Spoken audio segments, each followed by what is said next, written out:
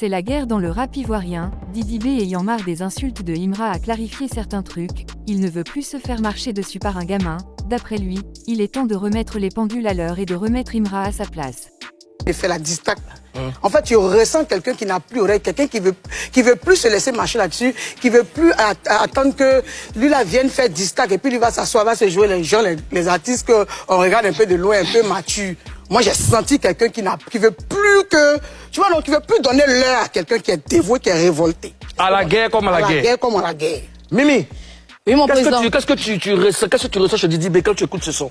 J'ai senti un Didi B très en colère, exaspéré, qui a envie de crier son ras-le-bol et qui ne veut plus se laisser marcher dessus. Karine l'a dit. Voilà, c'est Didi B, c'est le nouveau Didi B que je perçois. Au Sud-Afrique, Bamba, tu as écouté ce son. Qu'est-ce que tu ressens chez Didi B? Oui, j'ai écouté ce son dès la première minute de la sortie. J'ai vu un Didi B qui avait envie de s'exprimer, qui avait envie de respecter les codes de la culture hip-hop, qui avait envie de faire comprendre aux gens qu'il a de la culture, qu'il a des références, notamment dans la dernière partie de son morceau, où il a ramené le beat Irem Up de Tupac, un morceau qui est sorti en 1996, en pleine guerre apologique aux États-Unis, East Coast, West Coast, où dans le morceau, en fait, Didi B a fait un truc extraordinaire. Tu vois, le début du morceau, il a samplé une musique mandingue.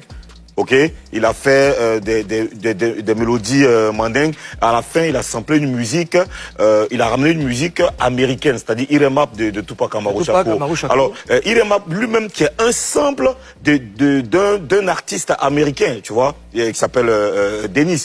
La guitare basse, c'est un sample américain. Pour dire que Didi B voulait ramener cette culture-là du hip-hop, la culture du clash et la culture du sample. Le rap.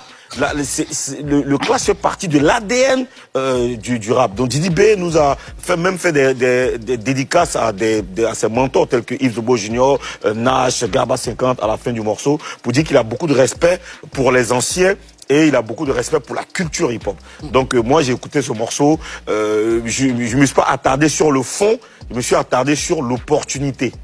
D'accord. Mesdames, vous avez parlé de rage chez Didi B.